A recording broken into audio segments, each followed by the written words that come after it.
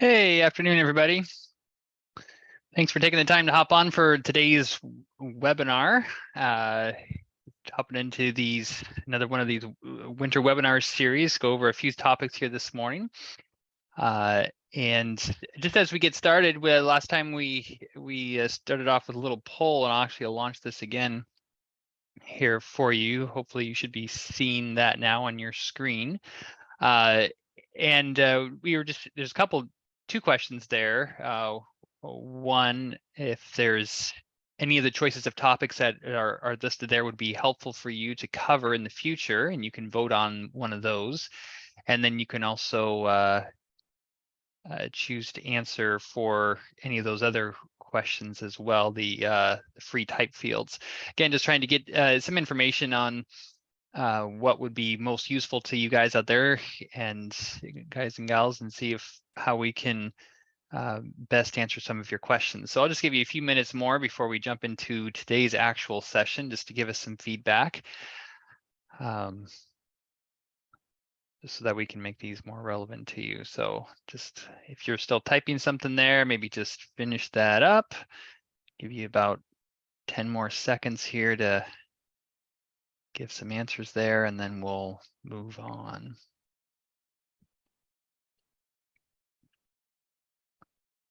All right, perfect. Thank you for that feedback, and then we'll take that and we'll see how best we can improve some of those topics there in the future. But today, what we want to jump into and move toward, based on some feedback that we had last time from you guys, was jumping to some topics of reports, how you can use reports, and in a couple different facets. So going to look at three different dimensions. One is really just to look briefly here at just some options related to reports. So here I am in the reports tab over here, and your reports tab may look different than mine, and that's strictly just because of the different report type lists that you see here are all very customizable.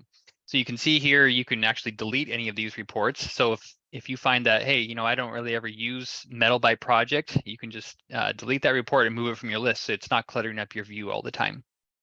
So totally customize your list of reports based on what you need, for sure. And then any of these reports, then you can continue to edit or adjust, and you can add more. So for example, this itemized QL list here, I can choose to edit it. And the title really is just a free type title. So I could actually change this from a QL list to be not a QL list, and the title is not relevant anymore. So just be aware that whatever settings you change here are going to affect that report, and you can title this whatever you want it to be. So, but just to explore a couple of the things that we don't tend to have turned on by default, one would be this show address on report. If that's something that's important to you as far as including the address information, you could check that on. Another one of these would be include input value notations, and also another interesting one might be QL by line.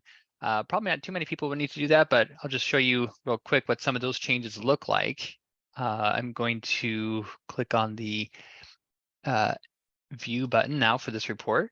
And while I mentioned this, I'll draw your attention again to the Q&A section that's in the webinar. It's one of the values of just showing up here for these showing up live for the webinar. Hey, feel free to interact with that. We've got Jacobs helping man some of those answers and things. So as we go through this, and if you have questions about this or other topics, be sure to put that in the Q&A section there, and we can get some answers for you. But for this one, you can see when I did QL by line, instead of those QL lists being just strung out over, all grouped together, it actually produces a separate line for each of those QL lists. So if for whatever reason with some of the export styles that you're looking for, that was helpful, you can do that. Here's the address line up top. So the address field that you filled in on the general tab, you could add that to your reports as well. And then while we have this report open, I'm going to come take a quick look at my HardiePlank. So two things I want to point out here is the above product is based on 2,266 square feet of raw coverage. These are what we would call our input value notations. These are things that you can have added for some applications in the reports that might be handy in case somebody further down the line needs that information for making a switch of a product at a later time. But note also here that we have 340 pieces of HardiePlank. And if I was to use this other feature here, if you wanted to have a 0 waste factor report, so maybe you want to have a report that's with all of your standard waste, but you want to be able to produce a report without waste, you could create a separate report in here that's using that feature.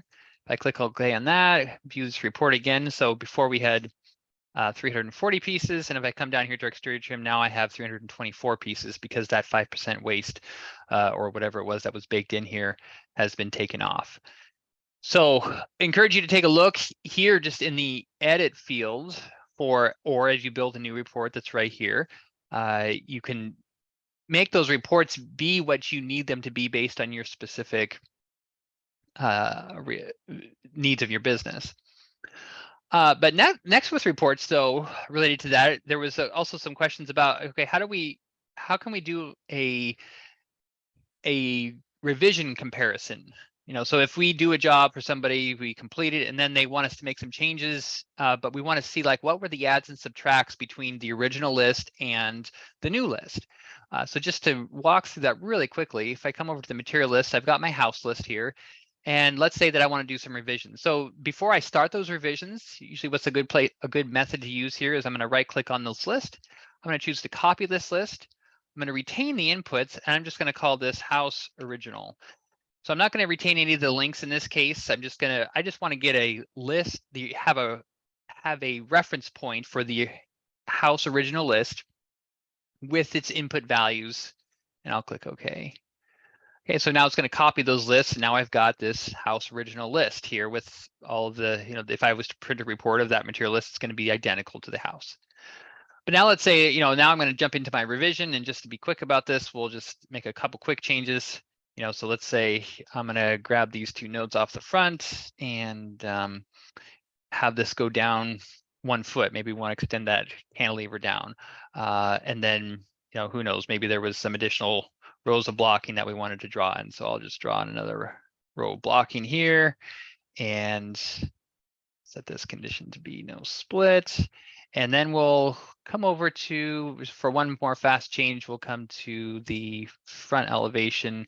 And so instead of that 8 1/4 Hardie that we were having for our lap siding, let's change that product and let's come to a smaller Hardie product, like a 5 1/4. All right, so we've made some changes, and those could be whatever kinds of changes throughout the job or whatever, but we've made those changes. So now we have 2 lists. We have our house original that we left ourselves as a benchmark, and then we have this house list that has the changes in it. So if I come back to my reports, I'm going to build a new custom report in this case. I'm going to call this my comparison report. And to do a comparison report, you're gonna want to go to a condensed list, and you could change, some of this other stuff. But now, and most importantly, we're going to come down here to the list management and list comparison option. I'm going to check that box.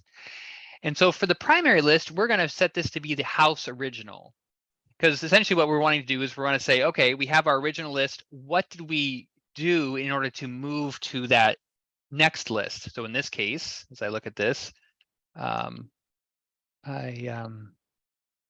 there we go. I want to go to my house right here. So I'm going to go to so I want to know what, from the house original list, I want to know what it's going to take to go to my house, which we could have titled as house revised. I'll click OK. And I'm going to stay with this right here, this primary list with add and subtract values. So now I'm going to come and view this list. And so what I get now is I get a material list that was my house original, broken out by the pack. So this basically is essentially the same list that I had before. But then as you scroll down further, you're going to come to the section where some things change. So here is the house, or this might say house revised if we had named it that way, upper floor, materials to add, and materials to remove. So in this case, we're adding these kinds of materials in, we're removing these kinds of materials. The same with the exterior trim. Here's the materials to add, here's the materials to remove. So that's how you could get an add and subtract list. You could leverage that feature in a lot of different ways, and whether it's for revisions or another way that you might leverage this that I won't go into the specifics of now, but if you find yourself in that case, be sure to reach out to us. We can help you with that. And that would be if you have a set of option type jobs where you have like multiple different types of elevations and bonus rooms, third car garages, and maybe you have a plan that has 4, 5, 6, 7 different options, and they kind of overlap, and you can choose different ones. There are ways to produce add and subtract lists as well as even fully reconciled lists to get the site specific models that you might be doing. So opportunities there as well. Finally, when it comes to reports, Publish tab. And this is something that if you're using the software on a regular basis, this is definitely something that you're going to want to leverage, will save you some time. And the idea with the Publish tab is really that when you get to the end of the job, that you're able to just click a button and get all of the output that you want. You'll notice here in the Publish tab across the top that you can decide, okay, where do I want all of my outputs? So like my reports, my framing layouts, all my point of sale exports, all those types of things, where do I want those to go? So the default location is, or that's been set. And I'll pause here and point out that all of these settings that we're going to talk about right here just in the next couple of minutes, these would be things that you would want to set up in your profile tab, or in your template file, so that this isn't something that you want to set up every job. If you're setting it up every job, you're not saving yourself any time. So you'd want to take and set these things in your template file. So where do you want these things to go? You can either have it to a specific project location, or you could browse to a specific location that you want them to go every time. Project location usually works out well. So here's the default destination, and then here you can see that for each of these individual reports or the framing layouts, you can say, where do you want this to go? Does it use the default, which is maybe more common, or you can even make exceptions to that. So you could have, broadly things go to one spot, but then maybe if you have a point of sale export that needs to go to a different spot on a very specific location on your hard drive or on a server, you could have it set up to do that. That way your point of sale is picking up that point of sale export. So lots of flexibility that's here.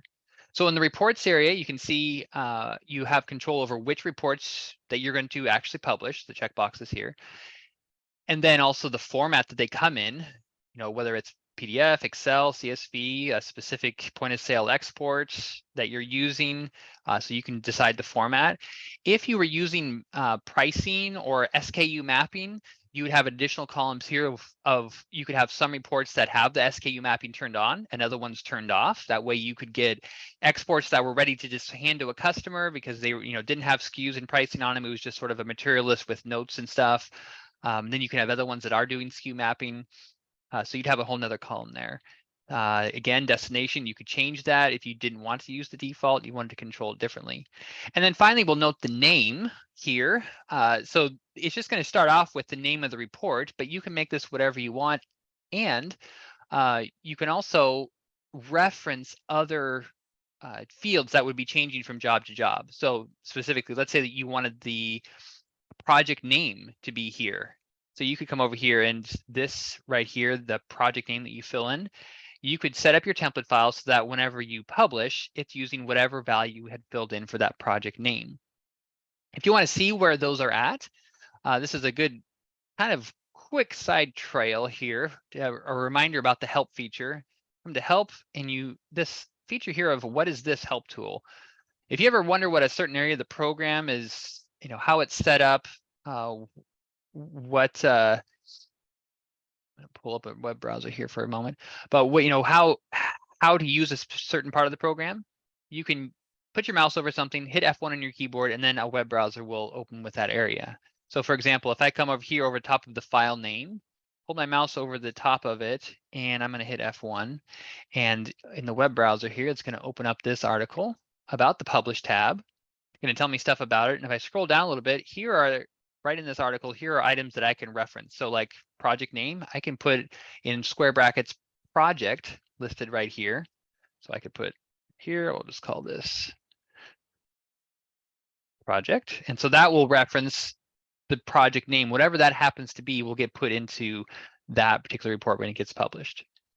So you can set that could be project, could be, I'll point out here, things that you can reference with projects, the date, the revision date, the list name, the report, the print date, you know, all sorts of things you could actually have named there. So you can get a very customized name, however it is, whatever convention you're used to using. Down here in the framing layouts, you can choose to include them or not include them. But again, you can control the name and so on. So you either you have two publish options. You can either publish just the reports, just the framing layouts, or you can come to the top here to the publish all. And so what this might look like here is I can come once I'm done with my job and I say, yeah, I'm ready to push this thing out. So come to the publish, hit the global publish button. And actually, I'll just pull over this little section here, you know, and there you can see my reports are just populating in there, all the different ones I asked for, the Excel sheet, different ones being created for me just that fast, all named the way that I'd want them to be. So definitely worth a few minutes of your time to set this up now, because as you do job after job after job after job, if rather than taking 3, 4, 5 minutes to try to output all that stuff and name it the way you like, it could just take 10 seconds and you could get that pushed out that way. So that kind of brings us to the end of the discussion about reports today. I'll point you over to the Q&A section. We'll leave that open here for a few more minutes if you want to interact with us, ask some questions about how either related to this or other things. But and thanks again for the feedback. And we'll look at those other topics and things that you said you would find useful, and we'll look to cover some more of those in a couple weeks. So be sure to be signed up for that next webinar, and if there's others in your organization that haven't been able to be a part of these yet, shoot them over the link as well that they can get signed up for those also. So thanks again for joining, and we'll talk to you more next time.